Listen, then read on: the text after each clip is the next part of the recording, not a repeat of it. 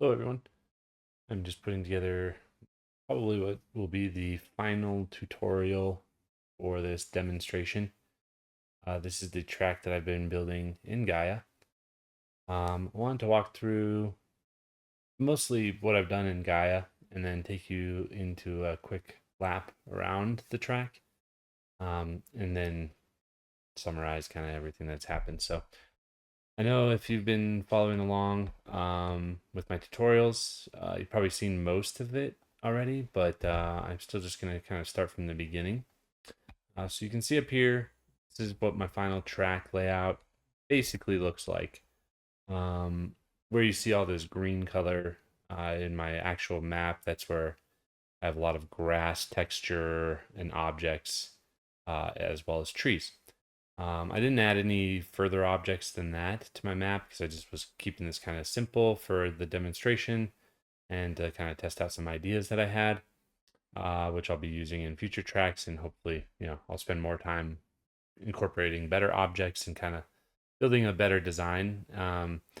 I've been previewing some of the OEM bikes, and this track is a little bit tougher now with the OEM bikes coming out. So I've decided to not change much about it for now and just focus on my next track being a little bit more suited to the OEM bikes. Who knows? People could be a lot better riders. I mean, I'm almost pretty positive that they are. And I mean, I'm not good at this game at all. But if you're good at this, you'll probably not find that this track is too hard. I just find that with the new OEM bikes, it's a little bit more difficult. So I'll be, tuning my next track a little bit more around the new bikes. That being said, I'm going to just dive in here and show you everything that goes into building this track the way it is. So this is a long video. Um, and yeah, I just will kind of preface that. So it can be long-winded. But let's start with the base of this map. So if we start here, I've separated everything into different graphs. You can create a new graph to essentially create a new tab. And then once you get to a final output node, you can always make the output node what's called a portal so that you can use that final node on other graphs that you see here. What's also nice is you can export the graphs by going here. I'm sorry, here, export graph. You can import it and reuse it. There's a couple other tips that I'll get to once we look at some of the other graphs, but let's just start kind of going through all of this for now. So as far as the base height map goes, this is something I described early on, but all we're really doing is taking a handful of primitive data types. So if I just kind of walk through and look at each one of these, there's different mountains that I've generated. I've transformed them to move them around the height map, and then ultimately we combine them together to get kind of this interesting mountain range that I have. We go to our surface and erosion steps to kind of form them into a little bit different looking mountains. Once we have them situated, I've taken our layout mask. So over here in this other graph is just this layout mask. What we're looking at here is the layout mask overlaid with a certain node of the height map. Basically, I've just drawn out what this layout will look like using the layout mask. You can edit that and create that.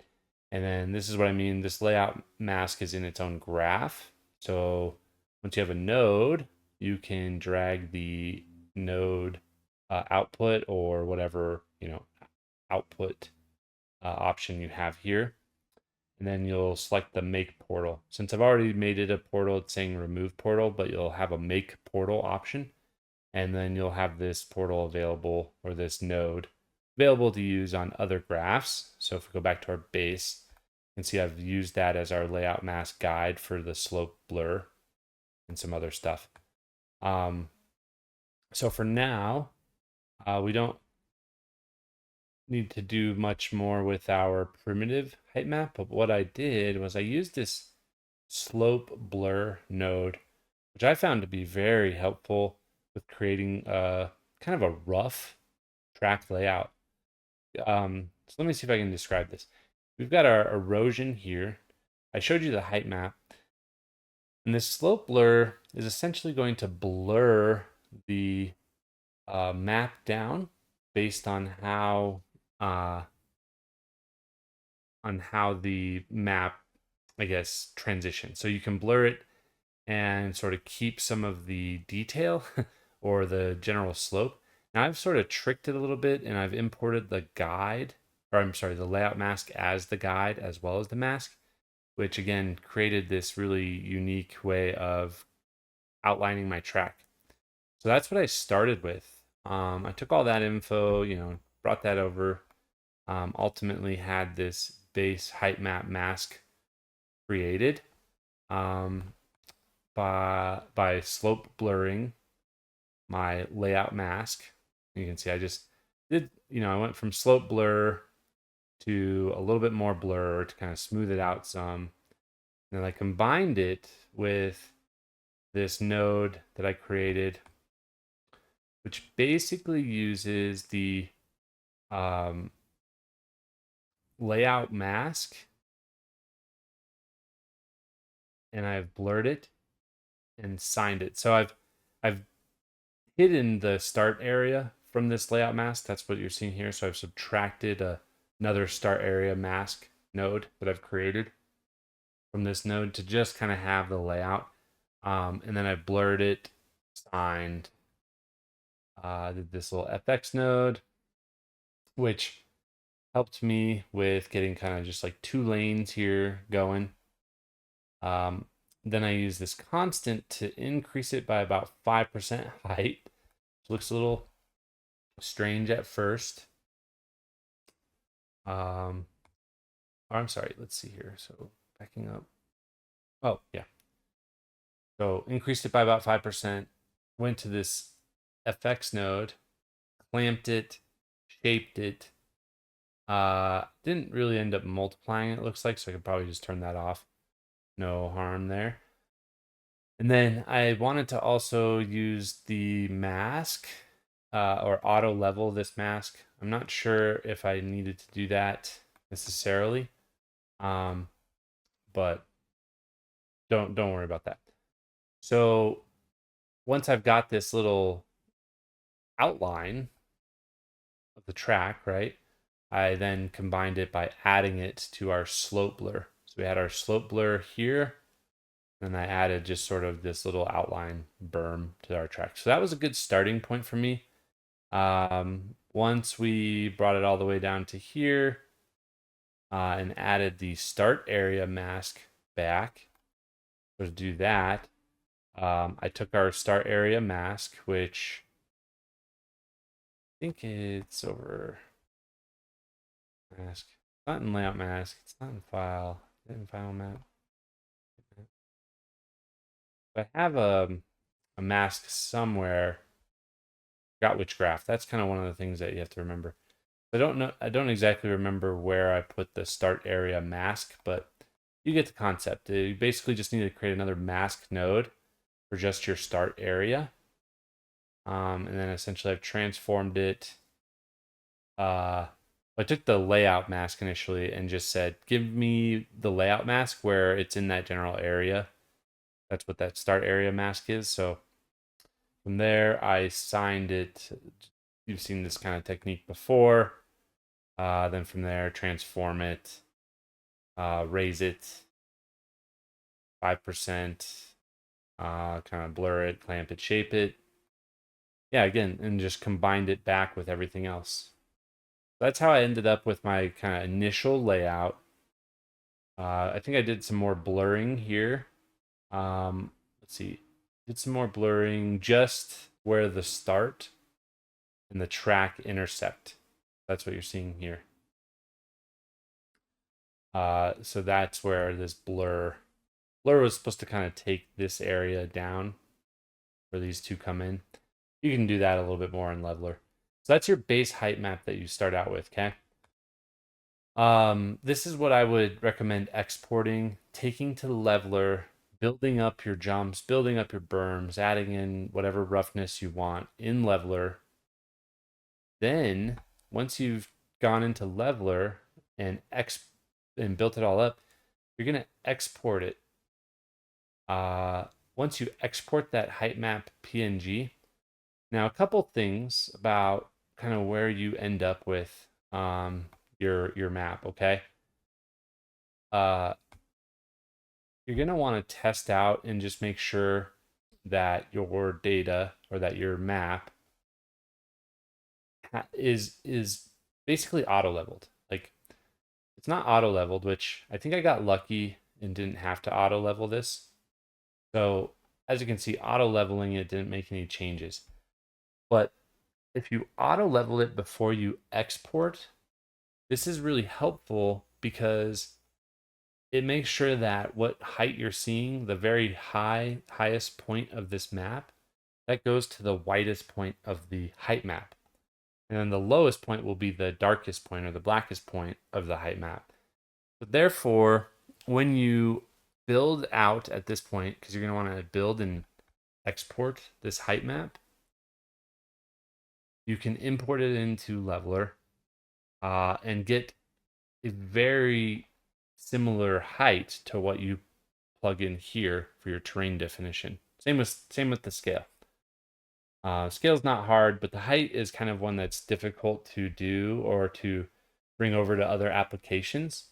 That's where you have to play with like this range, or just auto level things as you're moving along, so that the highest point is going to be the highest point in your height map. So it's a little tough for me to explain in that sense, because I don't understand the ways to just call, like I don't understand the techniques behind what they're doing here. So yeah, I'm just kind of explaining that if you auto level and kind of keep that going along, then by the time you get to the build, you can guarantee that in Leveler or whatever other tool you're using, it's going to be 60 meters. Okay, whatever. You can try that out, see how it works out. So that's your base height map. You're going to go to Leveler. You're going to sculpt everything out. You're going to come back and use a file node. So again, I put this in its own tab. I re-imported it as a file. Okay. Looking at this file now. Oh, and something that I did in Leveler as well was I just kind of tamped down the sides. So my initial base map, you can see kind of was pushing up against the side. You can use a node called zero borders if you want. I don't really prefer that personally for this project, but it does work in other situations. But I took the map and I actually pressed down the edges a little bit more the way that I wanted them. So nothing to pay attention to too much there, but that's why you see a little bit of a difference. But anyway, I brought this file back in. I changed the scale to raw because that's what we exported it as, and that's what we built it as raw. It was auto leveled, so that the peak value is going to be 60 meters high. I built it in Leveler to 60 meters high, and then when we're re-importing, we're choosing the same scale coming back in, so that's raw.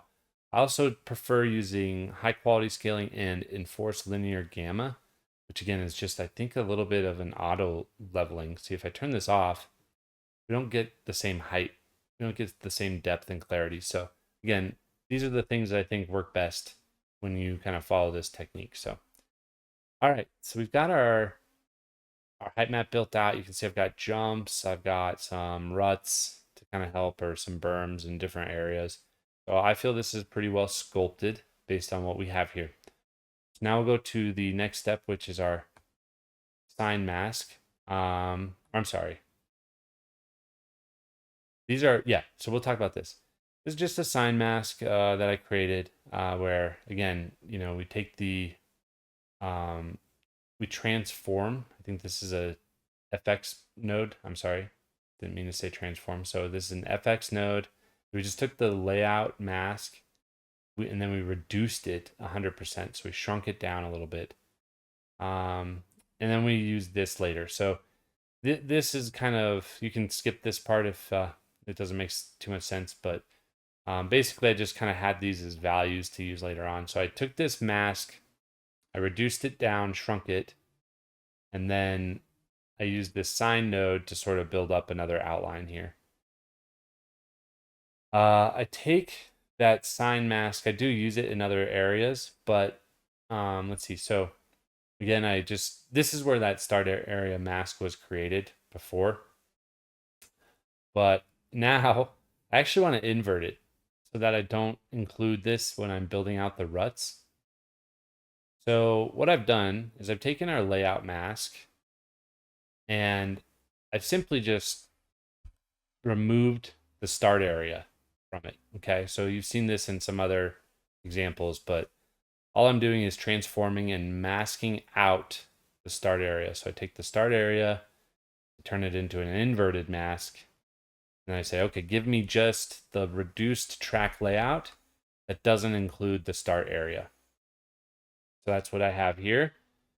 And all I'm doing is reducing this by taking the shape, reducing it 100%, taking the shape, reducing it 100%. And then I reduce it 100%. And then on this final one, I diff it. Diffing it kind of also gives you a unique like sign sort of value or a sign output, if you will, similar to the sign mask is what I'm trying to say. So you'll have that, and then you can reduce this even a little bit more to start kind of sharpening up those lines. Kind of have to play around with that, but that's the technique I found works best. So you just take your track layout essentially without the start area, and then you're going to reduce it down, and then use the diff and just kind of tweak the lines so they're nice and sharp. Now, once you have this reduced track layout, see the name of it, reduced track layout, FXFX, etc. You're gonna take it and you're just gonna furthermore like log and increase the shape and then diff it. And I kind of alternated patterns, I believe. No, I didn't. So log, increase the shape, diff it, and then log, increase the shape, diff it. You can see it's basically just kind of bringing out this texture pattern that we have going here. And yeah, now I've got even more FX properties going. That's what I used as an FX node. Do all of this, log, increase the shape, and then afterwards more logging, diff, clip it 50%, which just kind of helps even out the colors and get rid of some of the gray areas that we don't want. And so yeah, from there, we're just displacing it a bunch of times, okay? So I think you've seen this in some other versions, but I just go through, I just displace it, place it, place it. And then what we do is we combine all of these. So these are all combine nodes. Sorry that these don't have the names written in. I clicked the button earlier, so it renamed them all, which kind of sucks. But yeah, you can see all I'm doing is just kind of doing different versions of blending them all together. So do like the minimum between that. I take the maximum between this. I take the minimum again. And then now I kind of multiply it a little bit, which really darkens it up. And then blur it down. Okay. Now we've got our transform node that I'll show the raw data here. It's a little easier to see. Enhance it. So this transform, again, was just to mask out about 10% here. If we look at this transform node, see if I can show up.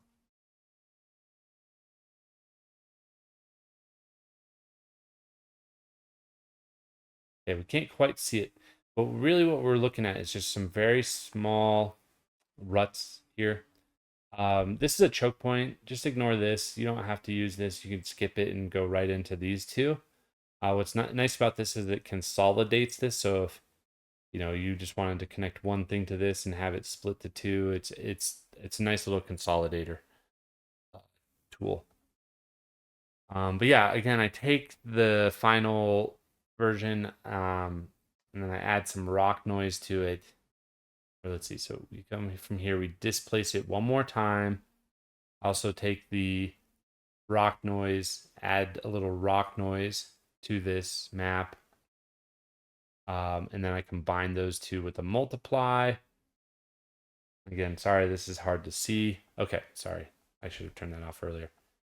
So we have our rock noise, or our displace and rock noise. Once we combine those two, this is what we end up with.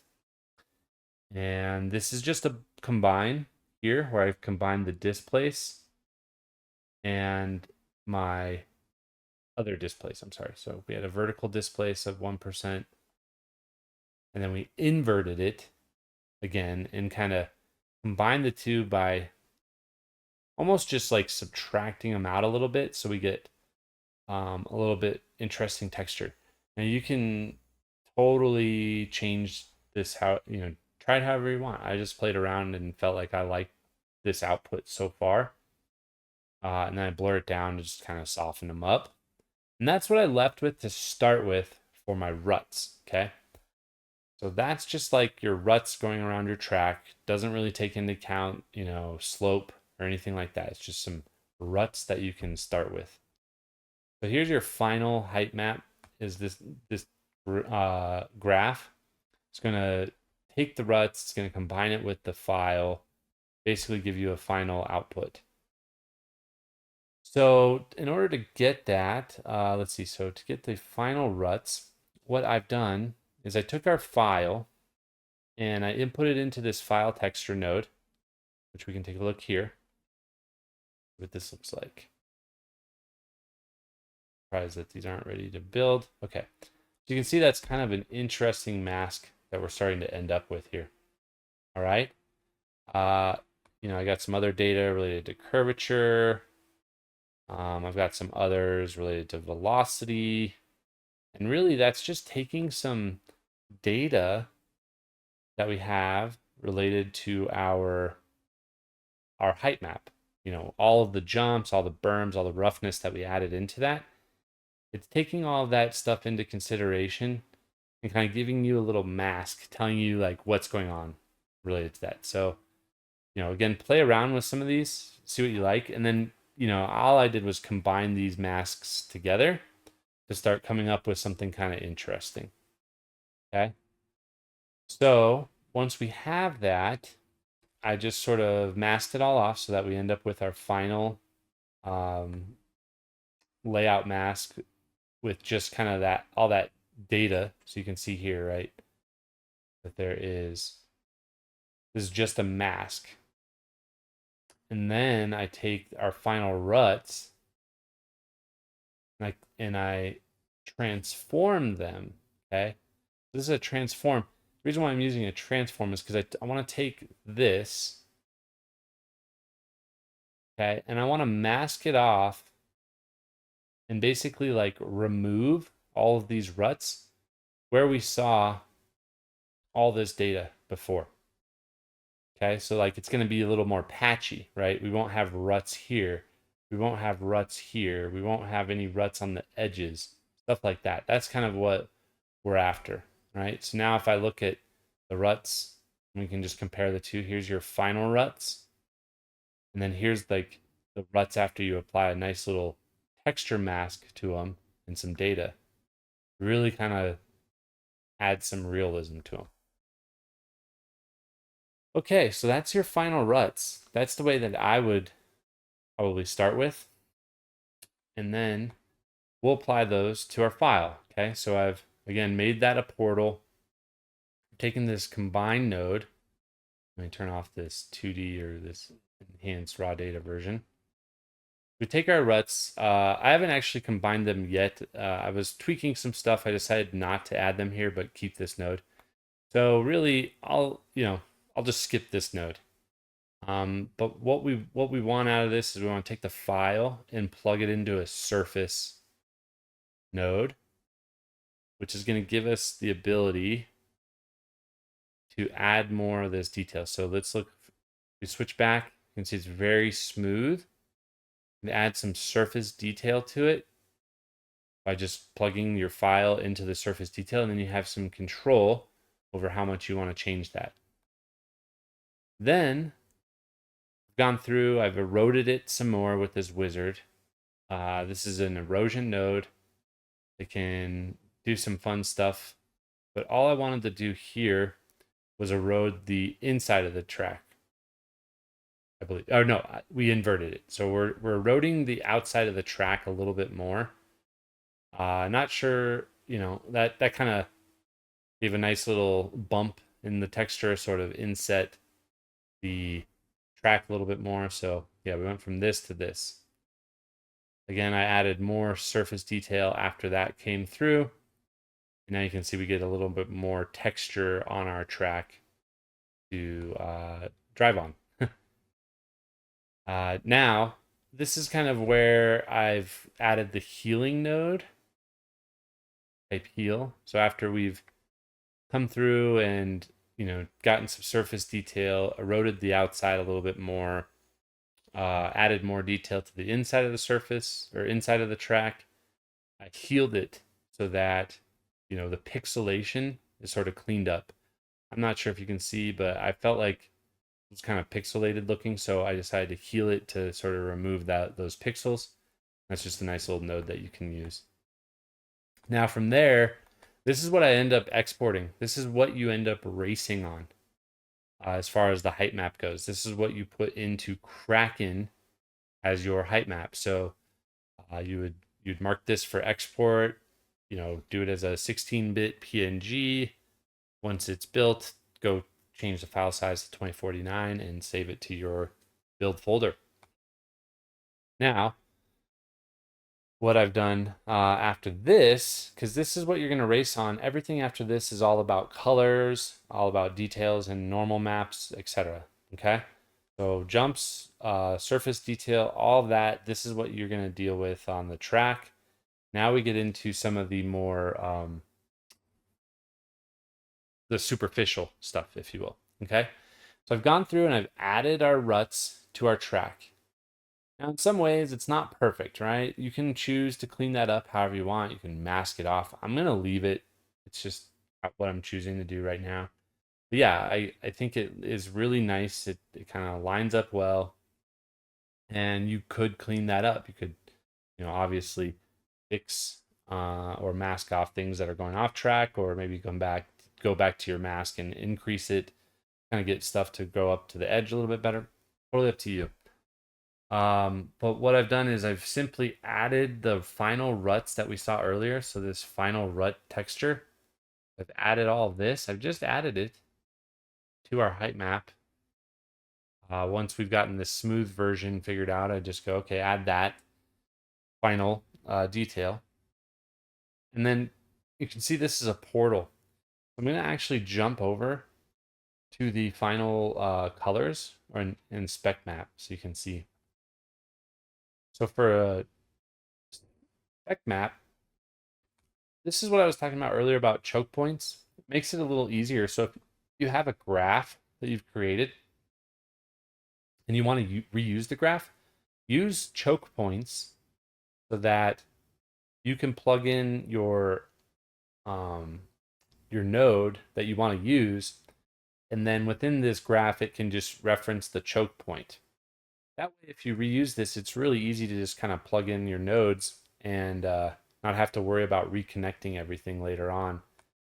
If you have one file that goes to 20 different nodes, for example, you can see all of these now reference the height map choke point, HC, and I can change that by just changing the final height map input versus having to change each and every one of these nodes. Okay, that's something to think about. Yeah, we have a choke point for our height map. We have a choke point for our ruts again.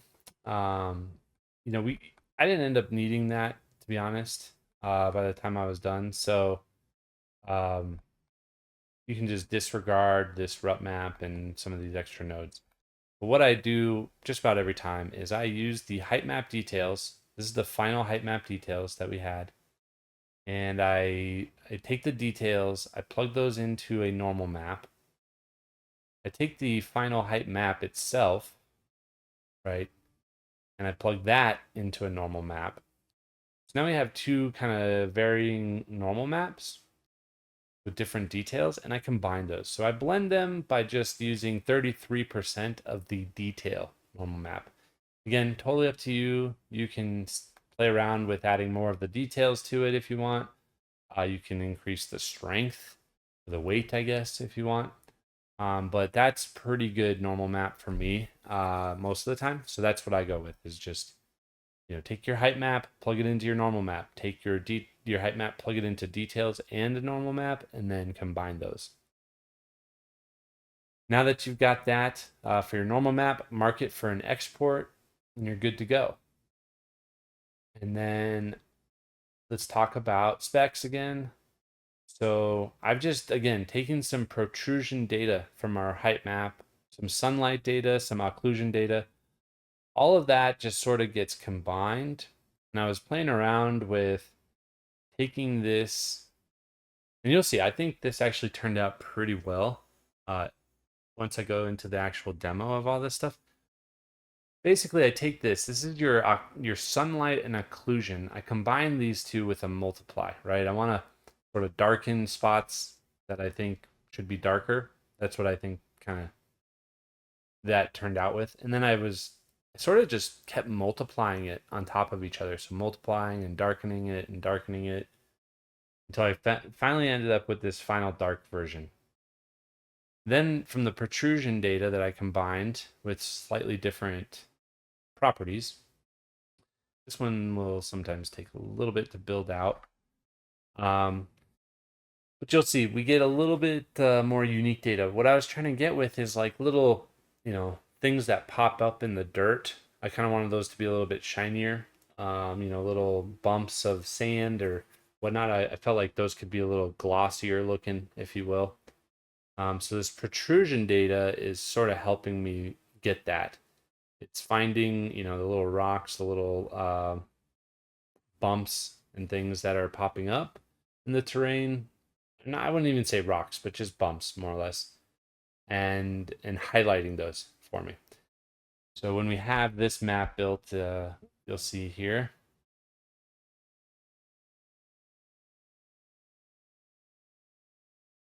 Pretty intense, you know, but I like kind of what it's giving me. It's sort of saying like these are some of your higher spots on the train, and this would be some of your lower kind of grooves, if you will.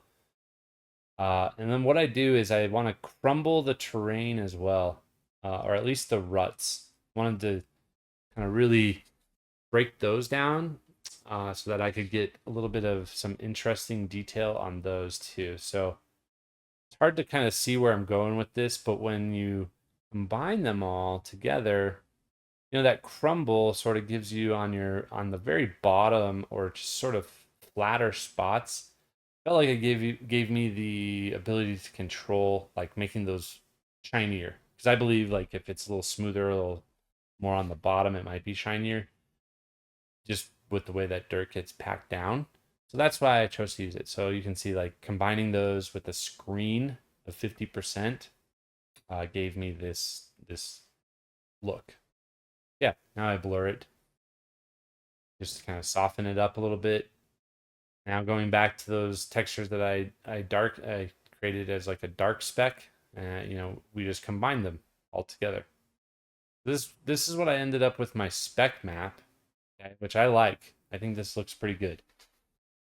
If we go now from our spec map to a graph called final colors. So I showed you earlier we had our final height map.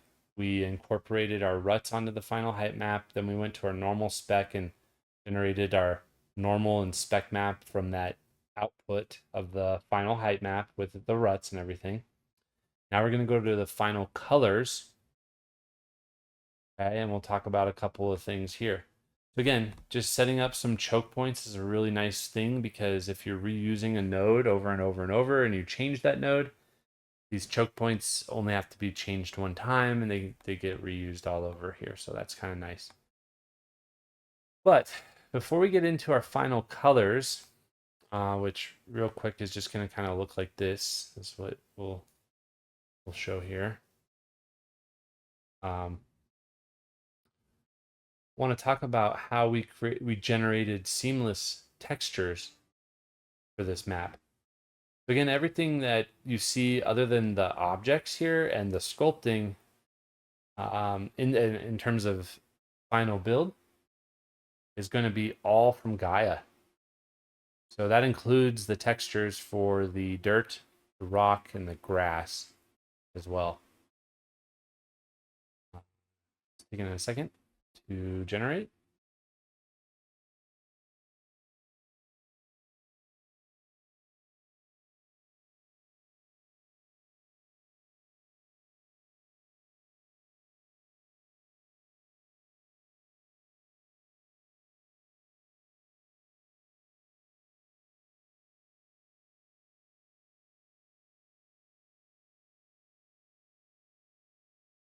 Okay.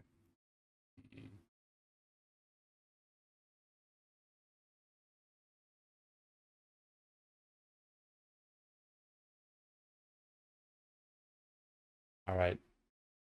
Some of these nodes take a little while to finish, but you can see this is kind of what our final color map will look like. This is the flattened view. Okay, this is what we're after in the end. I think it looks pretty good. You can take your final height map, for example. We'll go to final height map. We'll go G, just shortcut G, or you can right click and pin as underlay. Then we'll go back to final colors. Back here. We go back to final colors, and then we'll see the color map actually overlaid on our final height map. Okay. So this is what we're after. Let's talk about the colors and how we generated those. So as far as seamless textures go, this is kind of your starting point. You're gonna want to create each of your textures individually to start with. Okay. So let's talk about the rock. The rock texture is what I use for the when you were looking here. Rock texture is this black color or darker color texture. The way I generated that is I took the plates, shattered it, stratified it, and then used this apex node to sort of straighten it out a little bit. And then we recombine all of them to sort of give you this like stratified looking rock texture. And then this is your seamless node that we took and we output all of that to. So, I did some things to sort of change the way that texture looked, to mainly to smooth it out. We don't ultimately get rock that's going to look like this. What you have to keep in mind is you're sort of just wanting to end up with the data that comes out from this texture to help you with the sat map colors. So sat map's a really nice tool that we'll get into in just a second. But remember, looking at this data in its raw form, like this is kind of what we're after is just we want grays and whites to come out of this particular node. Okay. That's for the rock. Real quick, let's talk about grass. With grass, I used shiny waves. You can see here, shiny waves gave me this pattern that were focused on the right side. I swirled it a couple times, or 3 times actually, and combined it back with each other. So swirl, swirl, swirl. Change the direction with this swirl. Did another direction with that swirl, and then we combine them, and I decided that was how I wanted my grass to begin. And then we'll warp it. And we do a little warping, heal it up just to kind of make it a little softer. Voronoi is going to kind of push it down in certain areas, if you will, and kind of uneven the texture, if best way I can say. And then you'll get this kind of final grass texture. This is our seamless look over here. Okay. That's grass. And then for the dirt, I use the same texture for both colors. So we have rock noise. This is the one I start with. Then we make it seamless. Then I take the seamless pattern and I move it over to surface. So I bring out some of the surface detail. Not really doing a lot with all that. And it does look a little bit kind of off, or I guess not off, but like repetitive. So I added this apex to sort of fix that. Straight, I don't know if it kind of made it look a little more asbestos-y. And we'll do one seamless here and then combine it. Or this part does not matter. I'm sorry. So this is actually my seamless dirt texture. You can see when it's kind of got a repetitive node going here or being repeated a few times. It looks okay. I mean, it's not perfect, but no seamless texture really is. And so this is what I stuck with, okay? I started out with rock noise, kind of changed it once with the seamless, added some surface detail, and did one more seamless node. That's all there was to it. Okay, so like I was saying, we're really just after this black and white type of data to feed to our seamless map or our sat maps for our colors. So we're not bringing in any of this texture itself, but we do want to get the colors that this texture can help us with. Okay. So over here on the seamless colors graph, for example, I'm going to take the final rock texture that we had. So looking back at the rock texture, which was this. Okay, this is our seamless rock texture, repeated 2 times, 2 by 2. I'm going to get the curvature, soil, and occlusion data. Just kind of feeding those back, from curvature. We'll take what we get out of that and say, okay, give me all the soil data, and then whatever shows up on curvature, we'll sort of get all that out. And then what we have by the end with this occlusion is this pattern. Okay, you can choose to do it however you'd like, but again, curvature. Like, okay, let's reduce it down. Let's get the soil and reduce it down, and then get the occlusion and reduce it down. And that's what we end up with. So as you can see, black and white data being fed into our stat maps here to generate our colors. Okay. So I take our first sat map. I just picked a color under the rocky section, and it's 0323. Change the bias to about -46. Did input auto level, output clarity, and change the hue and saturation. Okay, that's our first layer of the color. So the sat maps is nice. When I was talking about the black and white data, what you can see here, right? So this black data will end up getting the further left color of your sat map, right? You can see that matches all that. And then the white data you see here is going to get the further right side of the sat map. Okay? And you can bias that out a little bit so that there's more of a curve versus just linear. But you play around with that. This is what I ended up with. And usually I'll take 2 sat maps, right?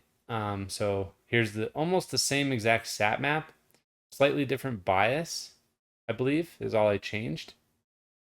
And then I combined them together and I masked them off with velocity as well. So that's what I got for my rock texture color. Okay, that's how we ended up with the color piece. Then I took more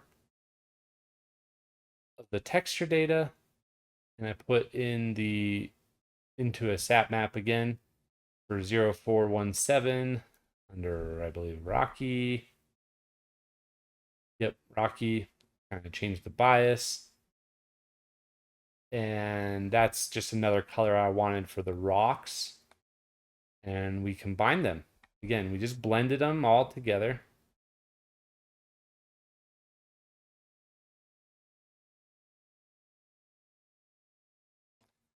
And what I was going for here, oh, you know what? I actually need to back up. We didn't use this color combine. It looks pretty nice, but I didn't use this. So scratch what I said earlier. We actually used a different color combine, okay? Color combine base that rock is actually going to be this color here. And then I added some green to it. I know this is some very intense green. This is the grass color, I think, that we used. Um, and I took it and reduced the brightness, auto leveled it. I think that's about it. So that's kind of what we ended up with, which is kind of funny. Reducing the brightness kind of end up there. Oh, well, we are looking at the enhanced version. Sorry. This is the raw version right here. This is a very dark green color. Okay. I took our base color here. I combined it with the dark green color to give it a little bit of a mossy effect. Then I put it into the repeat node. You can see here. The reason why you can't see it yet is because you have to right click and click color. This is what the rock texture looks like after it's been repeated. Now again, yes, it's not too seamless in this color. But this is what I, would expect when you repeat the color 16 times. So you could use this number, right, as your repetitions in Kraken if you wanted to. So again, all we're doing is combining and feeding it to a repeat node. So I take the color that we end up with and repeat it.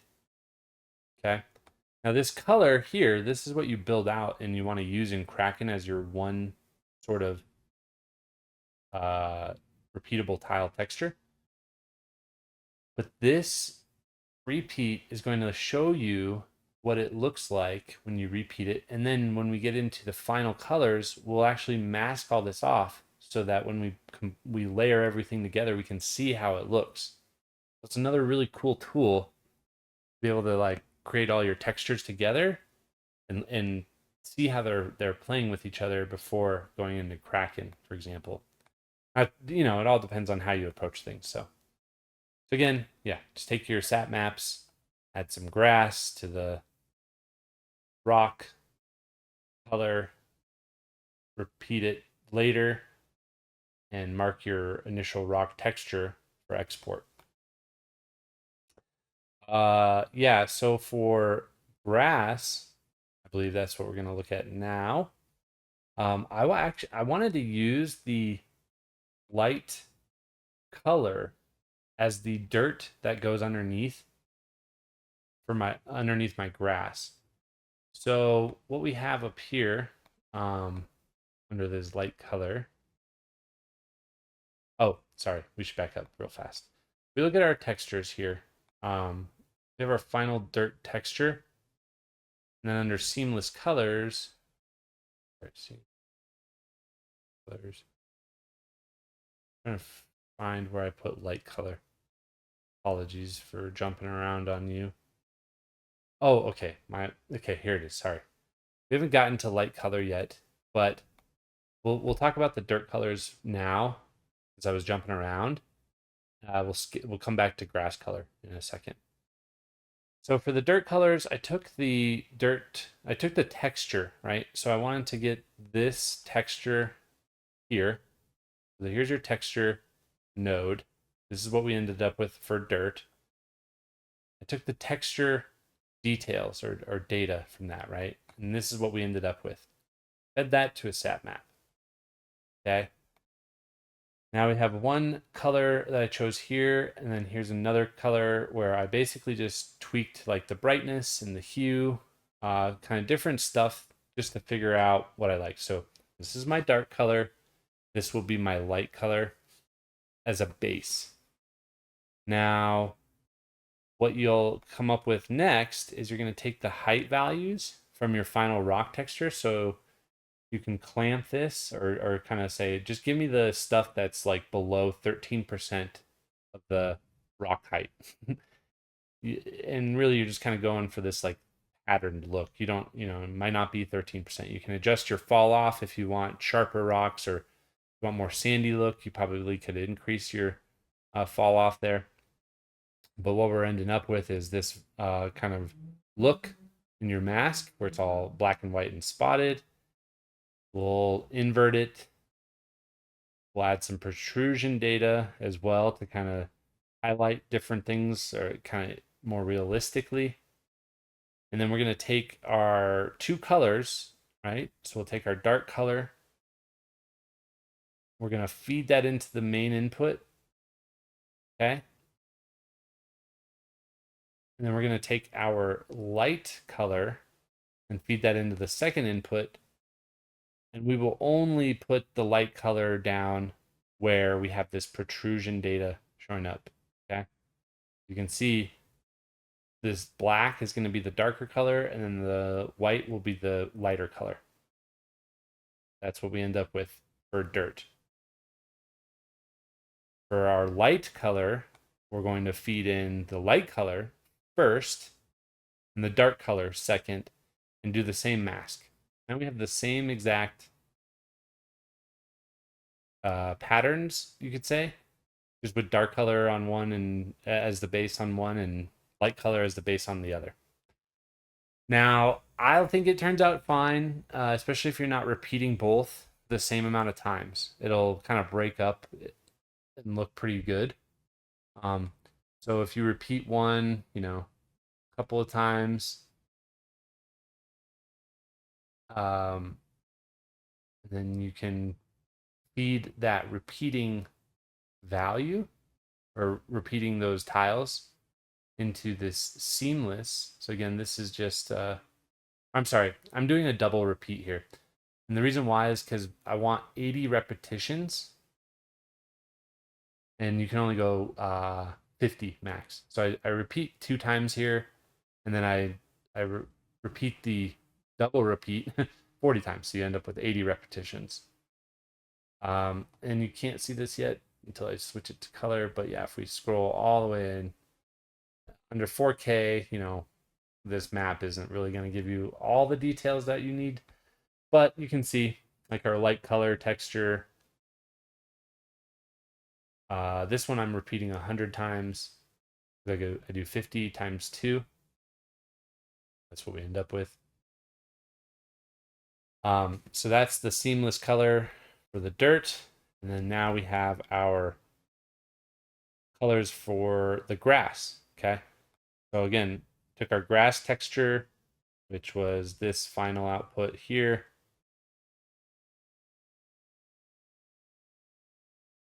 You can see it ended up kind of looking like this. We take that, I want the texture and I want some growth detail out of it. Okay.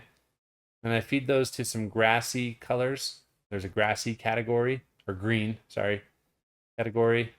Just use those and combine them by blending them.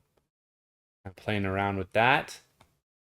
And again, this is the color that I used as kind of the base for the grass. And I took that grass and fed it to the rock earlier after darkening it. And then now I've also combined the lighter version with the light color. Light dirt color. So this is what I would mark for export for my grass. Okay. Yeah, and same thing. Like I think I might have forgotten to mention this. These are the nodes you want to export for Kraken, because these are what you're going to repeat, right? This is my light color dirt. This is my dark color dirt. And this is my grass color here. Okay. So hopefully that makes sense. These are what you're going to use. This repeating stuff that I do here is only so you can see how it looks in Gaea. Okay, you don't need to do anything with Kraken as far as these nodes go.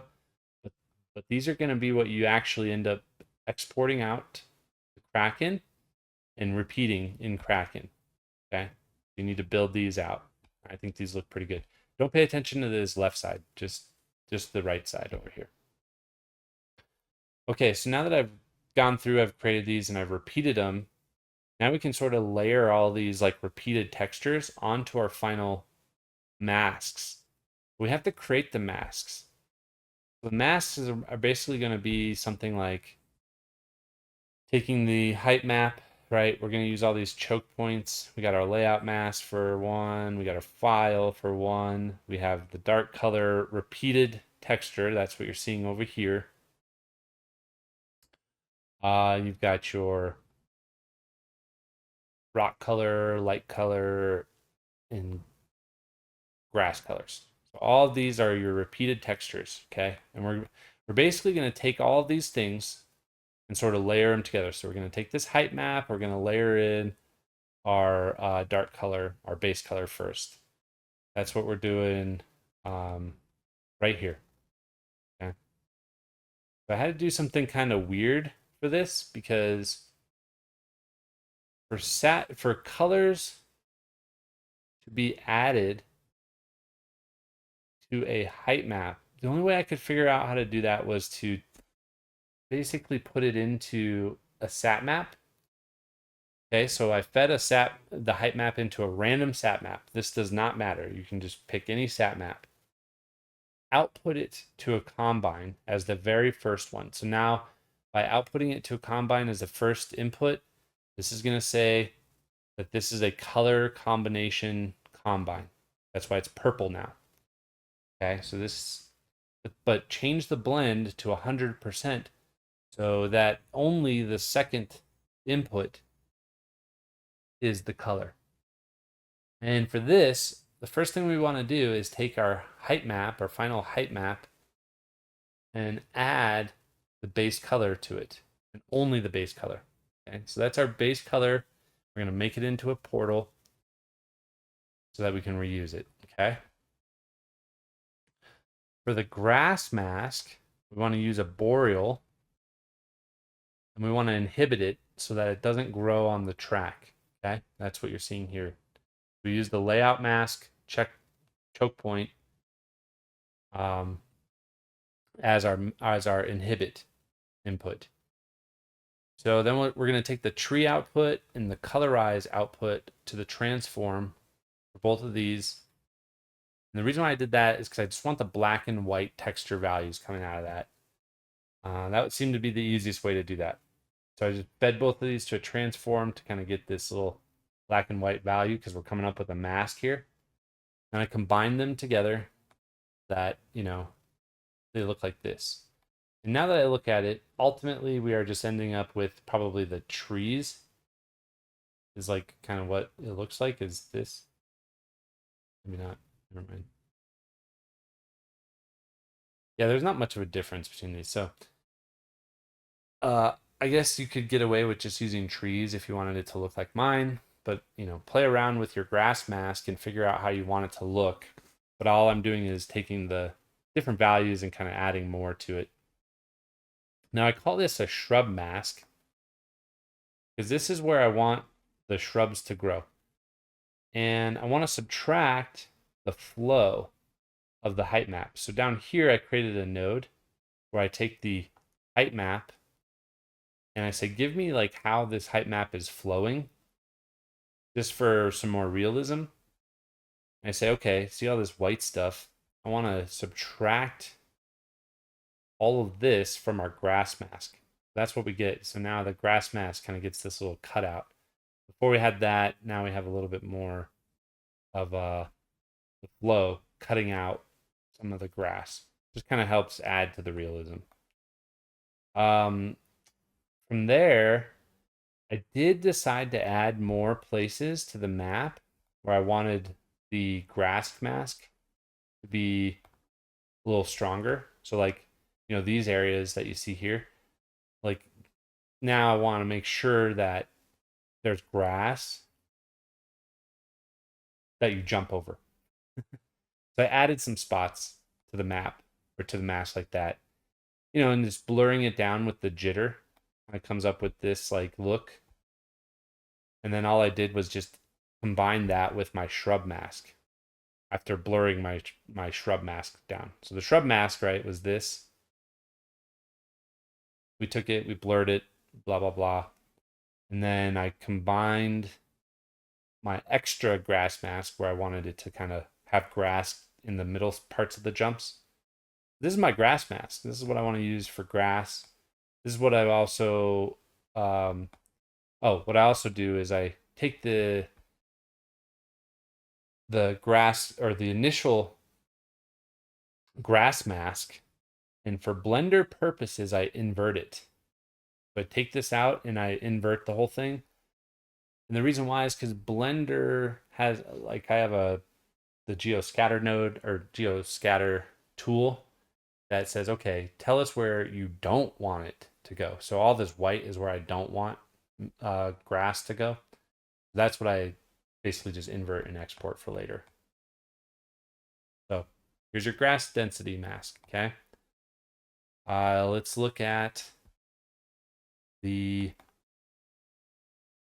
how we come up with our edge mask. The edge mask, or I guess we'll do rock mask next. I'm trying to find it here. Easiest thing to do, I guess, right now would be to go here and look for rock. Go to no.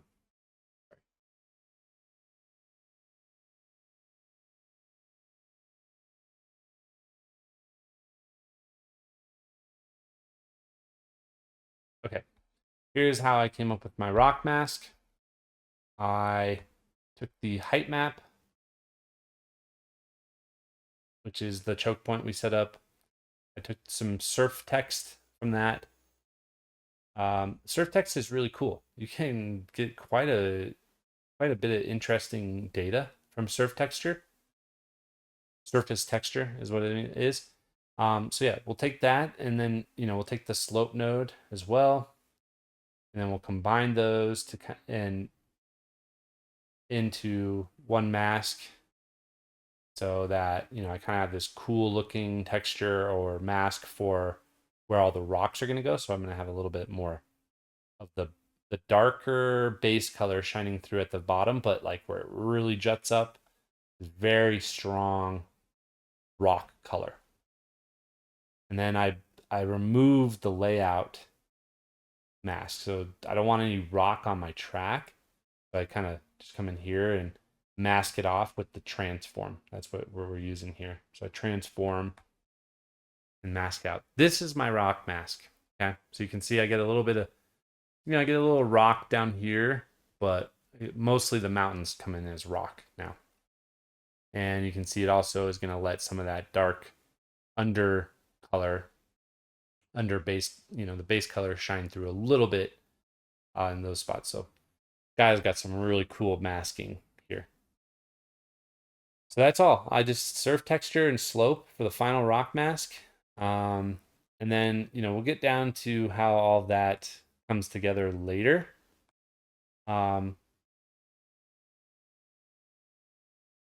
What we can see here is this is how it ends up getting combined together. So I take this and I subtract. Sorry, I'm just looking here. We go from here to here. Oh, blur it.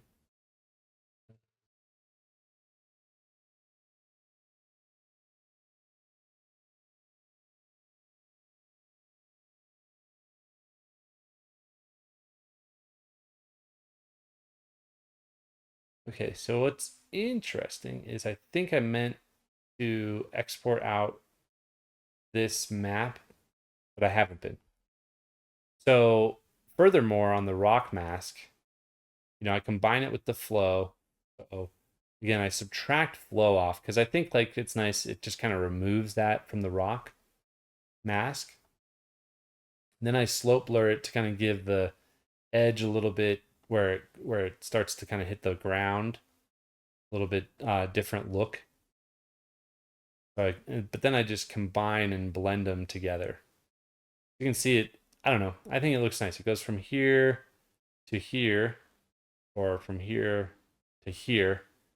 But this is ultimately the rock mask I think I meant to export. So good thing I'm catching that now.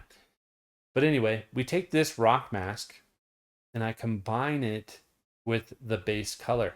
So right here, under combine, I take blend 100% of the rock color, but only where the rock mask exists, right? That's exactly how your textures get built in Kraken, basically. So I had that base color layer that I showed you in the beginning. We applied it.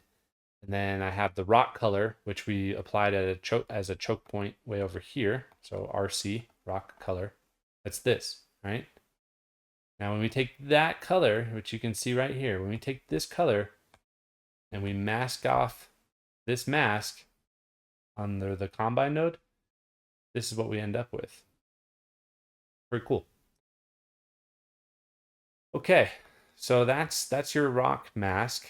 And then I showed you the grass mask. Let's get into the light color where a lot of detail goes into. So I've got protrusion, slope, rock map, and texture masks all being combined into one final mask. And I'm screening them, I believe, or multiplying, screening, combining, but it's totally up to you depending on how you want it to look, right? I'm sort of just taking some different data from our overall height map, and I just want to like mix it up a little bit. Now don't worry too much on in terms of like how this outside part ends up looking right away, because or I guess the inside versus outside, because you can always change these two later on. You don't have to, you know, keep the same masks always together. But yeah, anyway, I get this data, I heal it up a little bit, just kind of make it look a little softer. And then this is a blur. I blurred it all out. Just to kind of give me a good base to start with. I take our rock mask, where I subtracted the flow, I invert it, and then I actually combine that with my dirt mask or my edge mask, okay?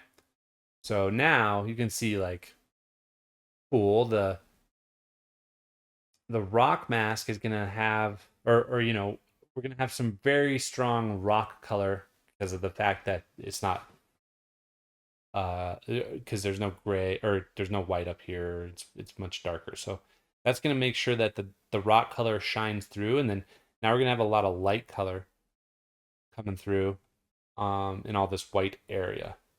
Okay. That's kind of what I was going for the off track side. And that's what I keep for the off track. We'll keep kind of moving through here.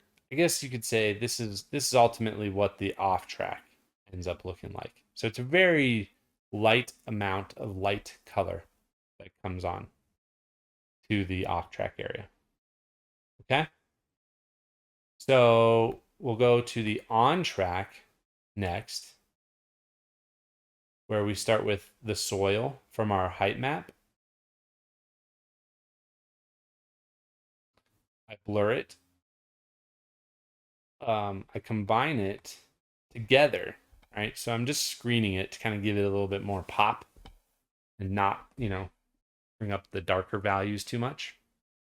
And then I come in, I multiply it again by itself by 100%. So that's kind of like what overlay does in a way in Blender, or I'm sorry, in Photoshop. So if you're looking for like an overlay type blending mode, that's a technique. You would just take your blurred mask for your on track and screen it together with just masking that area. And then, you can overlay it by multiplying it and then also choosing what you want to mask it by. I chose to mask off the soil here, and this is what I ended up with for my edge mask to start with. I combine it by multiplying it again by itself and with the soil as the mask. So, certain areas I really just wanted to darken and others I wanted to keep lighten. So this is my edge mask coming along. We divide it to give even more kind of standout here. I don't know. I started seeing some interesting details where I felt like this kind of gave me a more mud. I don't know, where like, you can see where mud really kind of has that line in it, if you will, or better, darker spots are going to have kind of, you know, in a way, sort of how the water is draining. Kind of getting a little too into depth with that thought. But here's the divide node. And our second input for the divide node is actually going to be the slope and surface texture of our base file choke point. So just your height map again. Or I'm sorry, the base map, which is going to be the base map before we even sculpted anything. So that's a little different, right? So your base layout will end up looking kind of like this. Let's see. Sorry, I gotta turn off the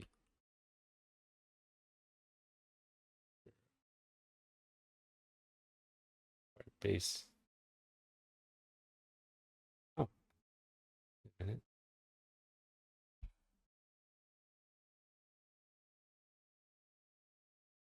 Base file choke point. I'll have to figure out where that's at because offhand, base file choke point.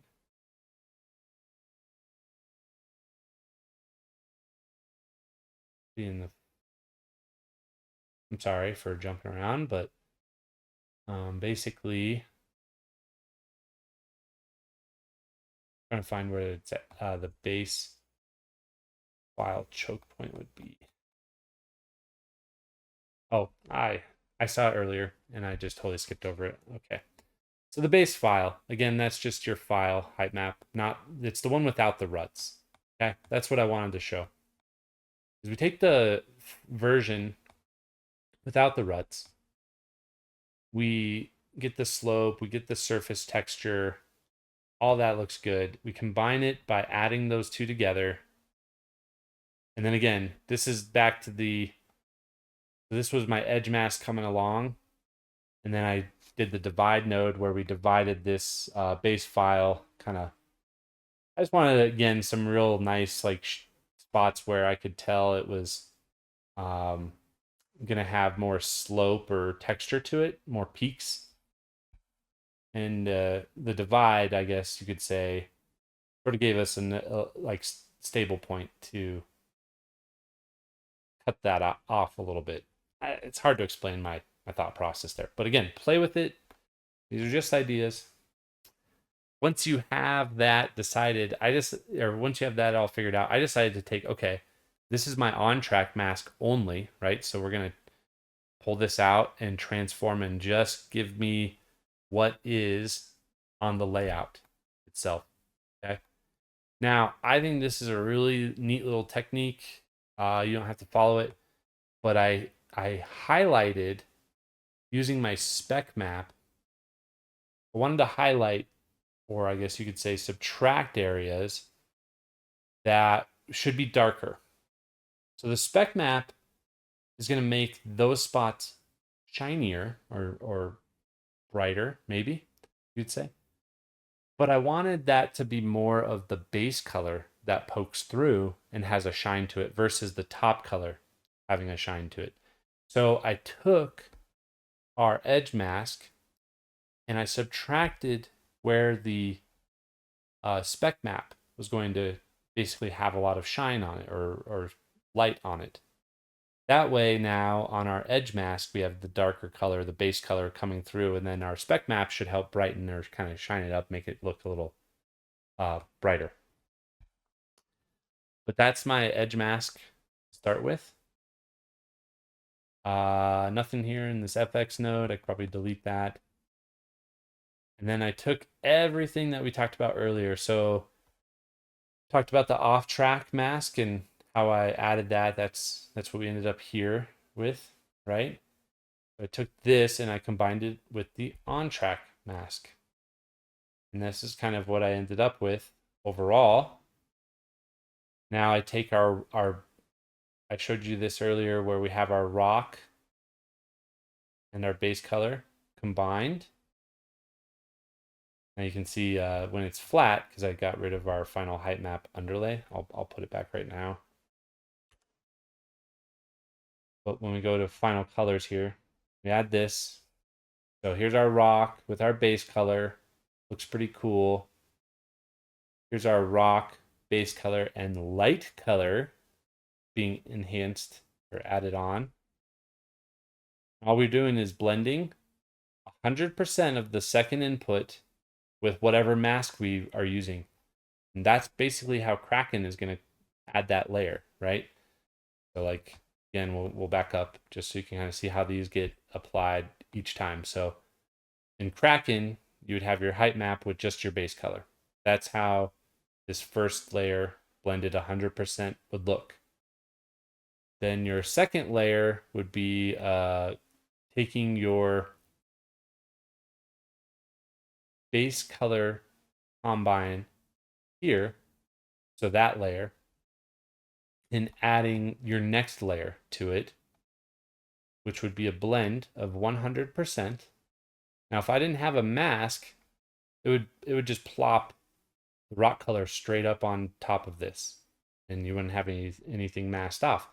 That's why you have to mask it, and that's where you get kind of this outline. So that's what Kraken will do.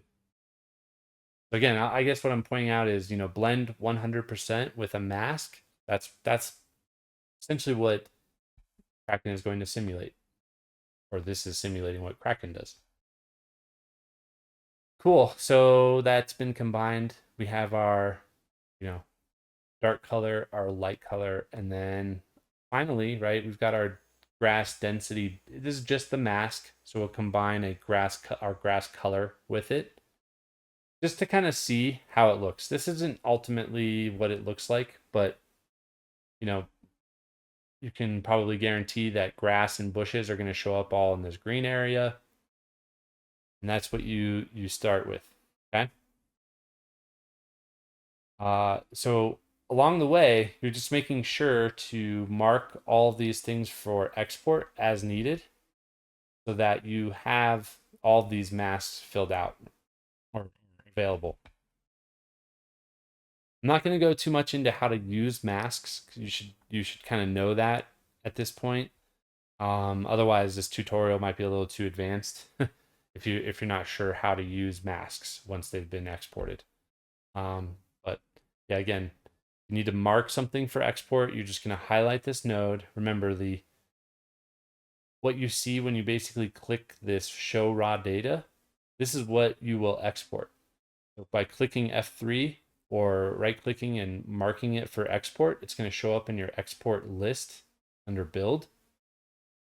And this is what you will end up with. Okay.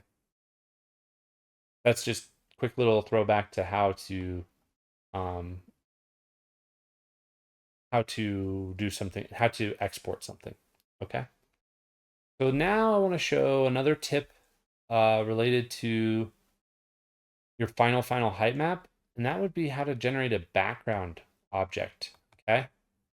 So we've got this lovely map, but in MX bikes, it's not going to look good just by itself, right? With just the sky and just this drop off here.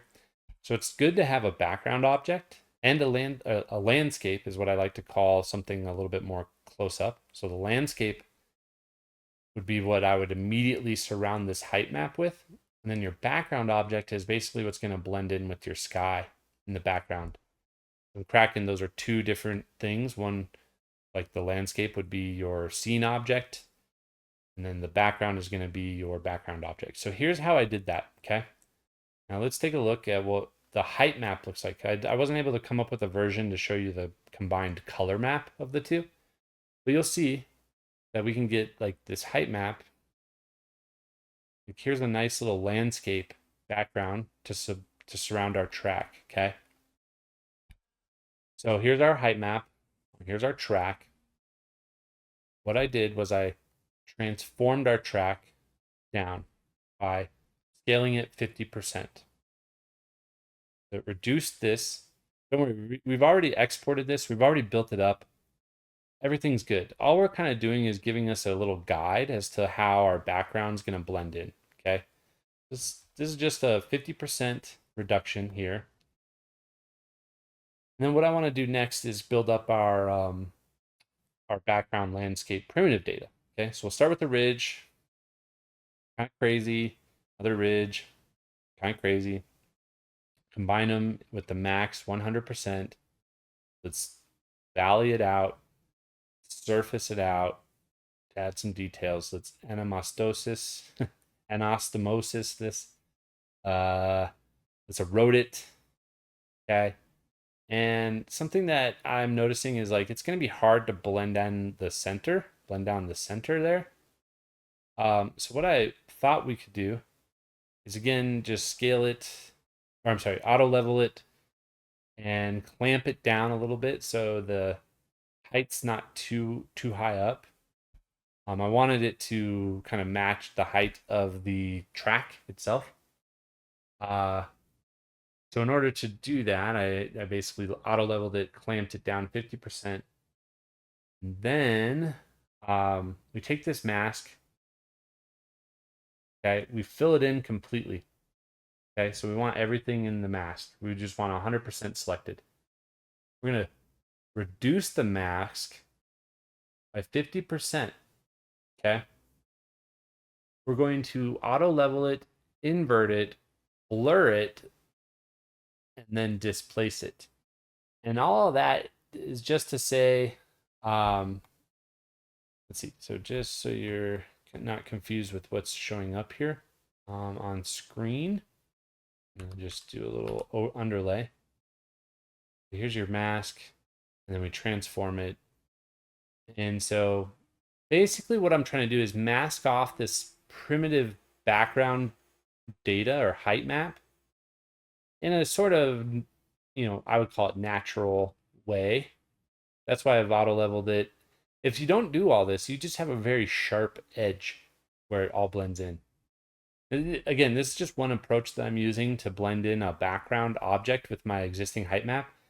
Going forward, I have other techniques that I'll be talking about with other tracks to maybe have a better starting point. And you might be able to even pick up on that from this tutorial. Like you could start with this background object in the beginning and then add, or transform down the center of it and start working on the center of this large background object as your height map. Anyway, I'm digressing. But the point being is that you've got your really cool, background landscape that you're building up, but I want to mask out. I don't want the center of it because I already have a track height map for this part, okay? So I'm masking it out. I take a mask, I fill it in 100%. I scale that mask down to 50%. Do all of these things that I'm showing you here. You can pause it and just update it if you want. And then we take, the map and a constant. So this is one thing that I've decided to go with because I wanted the constant to be basically 0%. And I want the constant to be the value that we use where the track is at. So basically just saying I want a flat spot. I want a guaranteed flat spot where this mask exists. Okay. Because here's what it looked like before. Then, we masked it out and we said, okay, let's make sure that everything here in this black spot is flat. Okay. A little confusing. But the inversion, I think, is kind of the key piece here.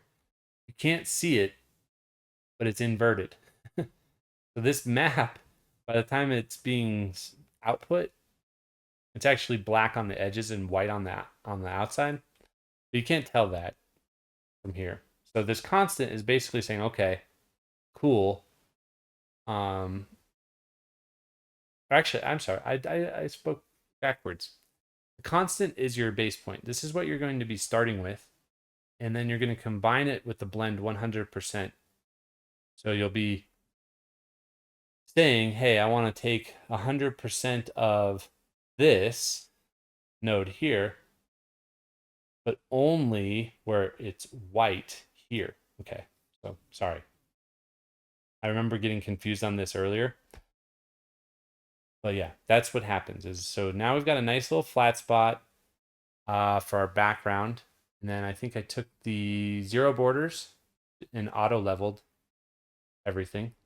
We go from here, the background, to a zero border and auto leveling it.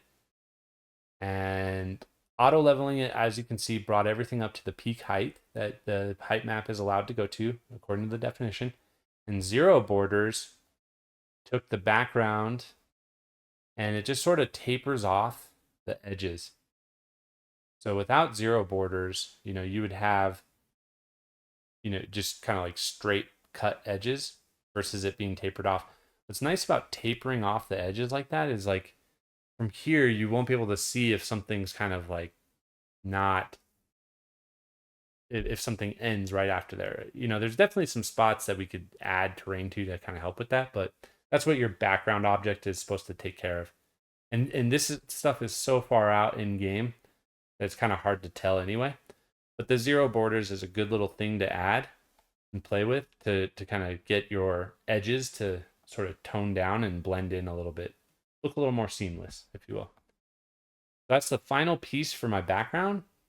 And then ta-da, we add it, or we combine the track map with our background. Okay. So now I can mark this for export, and I can use this in Blender as my background object. Not only that, I can use this same height map to generate final colors and use one color map. So here's what it would look like, right? So following the same approach that I used for the actual track, I just took the nodes, and instead of using the track height map, I just used the background height map, right? This is what I was talking about with using choke points. So I took my final colors node that I used for my track, which we saw here, right? Let's see, it's not overlaying it on the correct one. So let me just show you that with the correct underlay. So here's my track, right? I've got my final colors, right? That's cool. That looks good.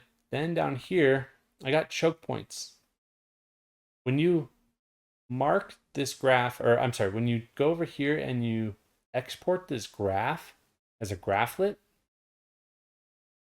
okay, it's gonna allow you to export it. But the problem is all of these external graphs, or these graphs that or nodes that aren't in this graph, are gonna delete. They're gonna be gone. Okay, when you import it back in. That's okay. You can just kind of grab them again if you want. And that's what I did. Is so over here is I created a new graph, and then I imported that final colors graphlet. Then I set all of my choke points up to be what I wanted them to be. There really wasn't a mask that I had to use. I made this a 100% mask. So, I just used that for that particular input. And then I made sure to kind of set similar colors and all that stuff related to the background or to the track. The only thing really that I did differently was select the background as my landscape height map. And for the base file, I also made it the background landscape. And that's just in the final height map that I was showing you earlier. Otherwise, I use the same dark color, rock color, light color, grass color. All of that is the same. And I did that so that everything would match. So we can go through here, right? And we don't need to mark really anything for export, because at the end, what I'm looking for is I just want this color map. Oh, sorry. Let me go back to final.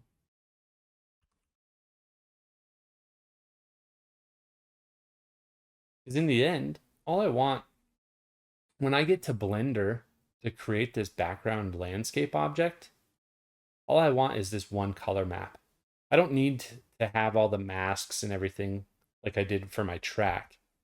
So I can mark this final color map for export and put it into Blender once I've created this mesh object, right? So let's look again at the final height map to recap. We had our background landscape object. This is what you need to mark for export. You'll go into Blender, you'll create a mesh, you'll displace the mesh, and you'll have this as your mesh, which should now, in Blender, be positioned so that it sits just underneath your track, right? Because you have this flat spot, so you don't really want your track height map to go underneath, really. So yeah, anyway, that's what you'll do is you'll export this, you'll create your base height, your mesh background object, and then you'll place it just underneath your height map. Line it up the way it's supposed to be lined up in Blender, and then you'll take your final color map, which is just this one image, and you'll apply that mesh as one texture.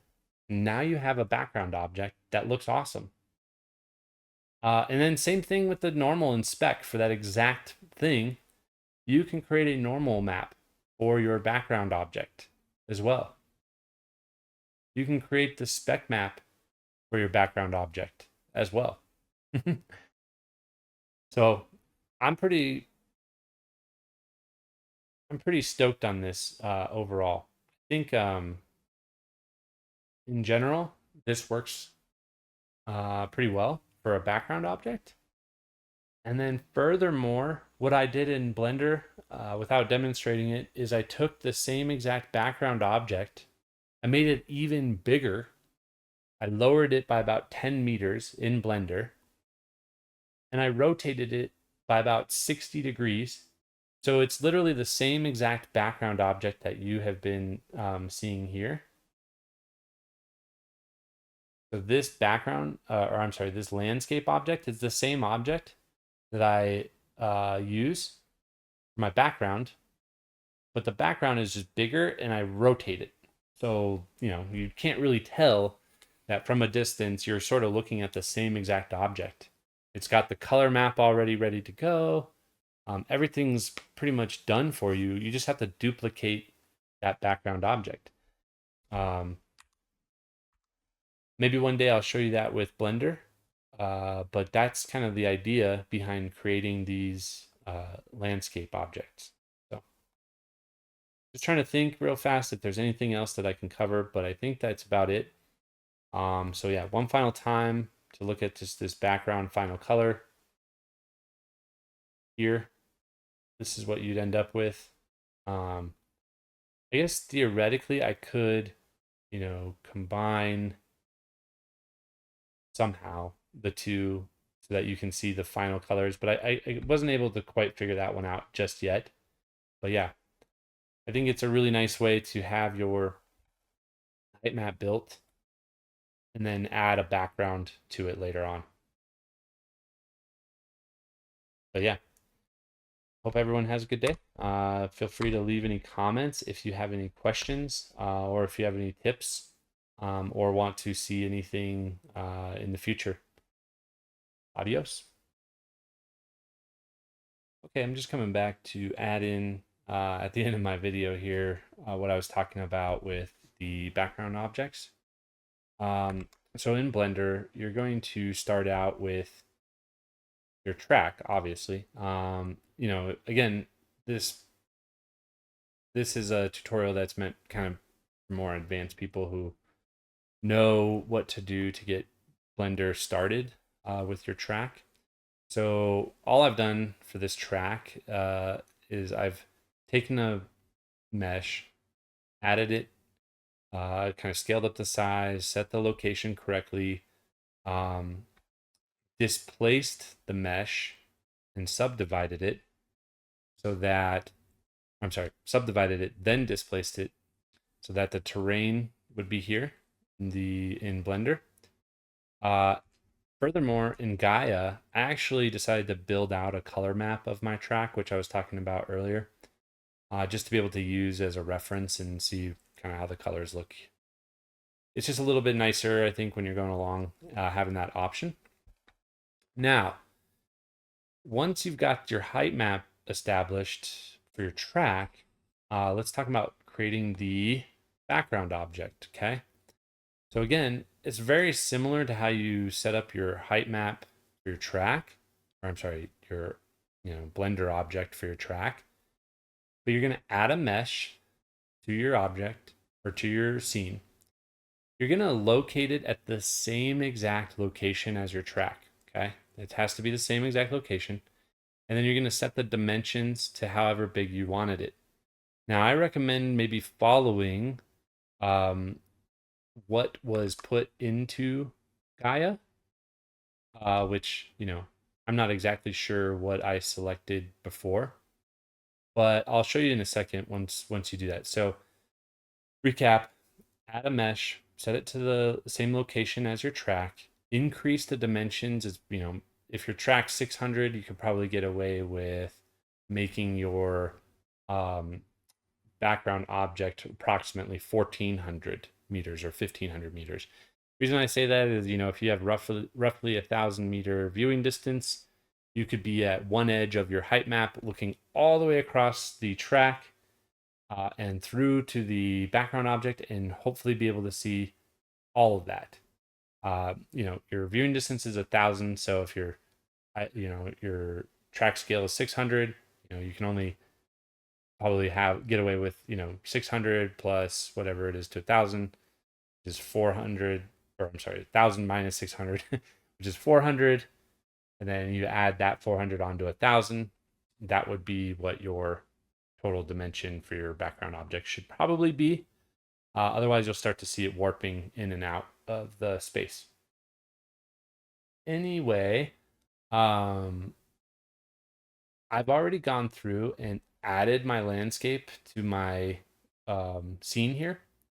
But again, you're just going to add the modifier to your mesh, right? So you would go here, add a modifier, generate, and do subdivision. Probably need to do, a couple subdivisions, maybe 6 times at least. Then you're going to deform it with a displace. So you'd add another modifier and displace it using your background height map. Okay. So again, it's a little bit more of an advanced tutorial. If you know how to do it for your track based on other tutorials that are out there, then you would know how to do it for this object. So once I've done that, this is kind of what we end up with, right? So like I said, I recommend moving it down a little bit. Even though there's a flat spot, I would say move it down about a foot below your height map. That way nothing will jut through onto your track. This is my object. You'll have to excuse the shiny look that's happening. I don't really know why that's going on at the moment, and I'm not really too concerned because it's just in Blender. But yeah, this is the landscape object that I built in Gaea, exported it out with the color map, with the normal map, and the spec map. And then I brought it in here and I displaced a plane of about 1,700 meters. I know I said 1,400 earlier. My theory though with 1,700 is that most of the stuff that you can see is about 1,000 meters from the edge of the track. So not going to worry too much about what's going on outside that 300-ish area. I don't think people will even notice. So I made mine 1,700 meters wide or big. And just displaced it accordingly. And then the other trick I was telling you is that I duplicated this landscape object and then I rotated it and made it bigger. And that's really just my background object. It doesn't have to even line up in Blender, although I do recommend moving it down. It should go down, but there's no big deal. There's no concern if like these mountains aren't lining up with anything. You don't need them to because they're just not. It's not how the background image gets generated. They don't have to line up perfectly necessarily. Um, if they do, it will look better. It definitely will. But it'll be so hard to tell if they don't that I don't. It's up to you to decide. But anyway, right? So like that's literally just me duplicating the landscape object. I duplicated it, created the background object, made it much bigger, moved it down a little bit, and then rotated it. So you can't really tell because I think I applied my scale to this before. But in this scenario, you can rotate it a few degrees. And then you'll have a background object that, it's got the same color as your dirt and your grass that you've been using all along. It'll have like very similar looking mountains. There's nothing going to be, too far off. I just think it's a really easy and quick way to make a background object and blend them together and have them look similar. So, yeah, sorry, this was a little postscript addition to the tutorial that I just gave you. From here, you should be able to export these out as FBXs and then convert them to an EDF and use, your background and your landscape. Again, landscape is a scene object, and then your background is the actual background object in Kraken. So totally your choice as to how you want to use these. But wanted to leave you with that one last little tip. All right. Have a good one.